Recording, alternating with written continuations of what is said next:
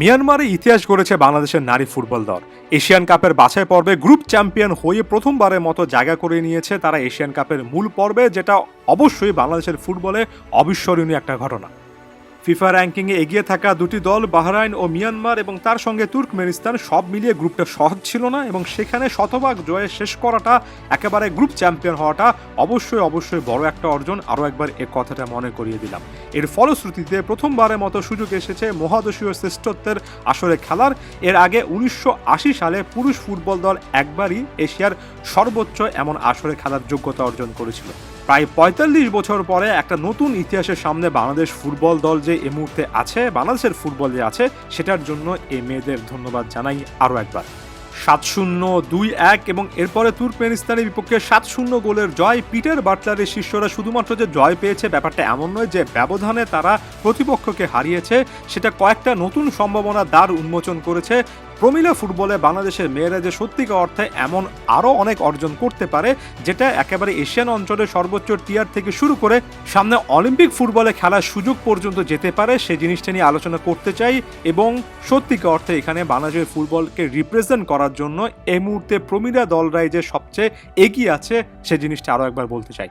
আর এই সম্ভাবনাগুলো সম্পর্কে বলার শুরুটা এশিয়ান কাপ দিয়ে করছি। 1975 সালে শুরু হয় নারী এশিয়ান কাপ, যেটা 23তম আসরে বাংলাদেশ খেলবে। 2026 সালের 1 মার্চ থেকে 21 মার্চ অস্ট্রেলিয়ার 3টি শহরের 5টি স্টেডিয়ামে হবে নারী এশিয়ান কাপ। মোট 12টা দল এখানে অংশগ্রহণ করবে।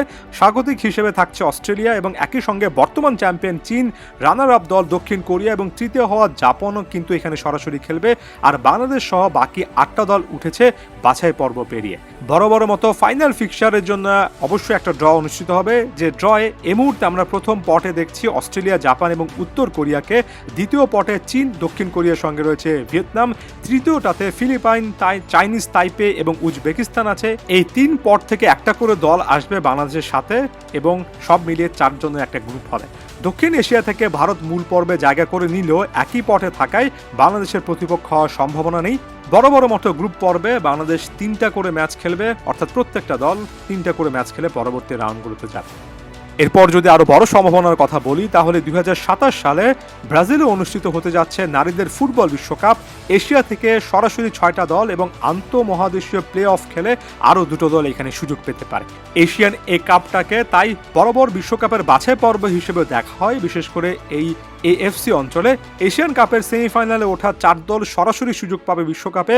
কোয়ার্টার ফাইনালে হেরে যাওয়া 4টা দলের সামনেও সুযোগ থাকবে।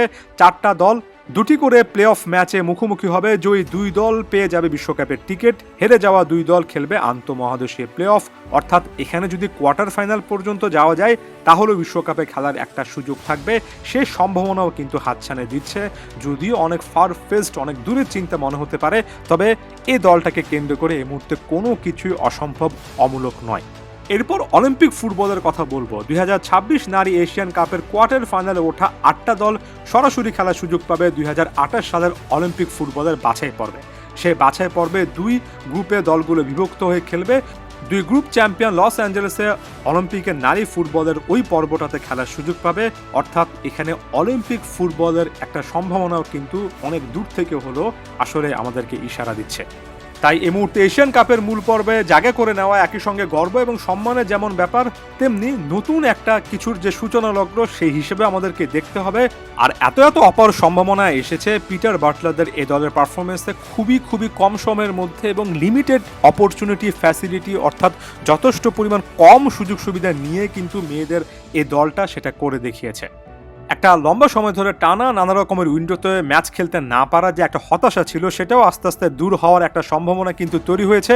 বাংলাদেশের এই দলটার সামনে এশিয়ার হেভিওয়েট দলগুলোর বিপক্ষে খেলা এবং সেখানে অভিজ্ঞতা অর্জন করার একটা মোক্ষম সুযোগ কিন্তু আছে। তবে এই যে অপার সম্ভাবনার কথা বলছি, তার আগে এই দলটাকে তো প্রস্তুত রাখতে হবে। এই মুহূর্তে তারা যে রিদমে আছে, একের পর এক ম্যাচ খেলা তারা যদি সুযোগ পেত, কিংবা বাংলাদেশে যদি নারী ফুটবলের কাঠামোটা এমন জায়গায় থাকতো যেখানে লিগে বিভিন্ন ক্লাবের অধীনে কম্পিটিটিভ অনেকগুলো ম্যাচ খেলা যায়, এ নিয়ে তারা কিন্তু দাবি দাওয়া জানিয়েছেন। বাফুফে ব্যাপারগুলোকে খুবই গুরুত্বের সঙ্গে বিচার বিশ্লেষণ করছে, বিশেষ করে দক্ষিণ এশিয়ার বাইরে অন্য কোন দেশের বিপক্ষে খেলা যায়, শক্তিশালী দেশ সেটা নিয়ে কথাবার্তা চলছে। নিজেদের শক্তিমত্তা দুর্বলতা বোঝার জন্য এমন টাইপের এক্সপেরিমেন্ট, এমন টাইপের প্রতিপক্ষের বিপক্ষে খেলাটা এখন মাস্ট কেস একটা সিচুয়েশন। কারণ এই আলোচনায় আমরা এশিয়ান কাপ থেকে শুরু করলেও বিশ্বকাপ, অলিম্পিক নানা সম্ভাবনার কথা বলছি, সেটার কাছাকাছি কিছু না কিছু অর্জন করা যাবে যদি আপনি এখন থেকে প্ল্যানটা করেন এবং সেই লক্ষ্যে এই দলটাকে কেন্দ্র করে আরও বেশি ম্যাচ আয়োজন করা, ট্রেনিং ফ্যাসিলিটি আরও বেশি পাকাপোক্ত করা, এমন সাংগঠনিক অনেক বেশি দায়িত্ব রয়েছে বাফুফের কাঁধে।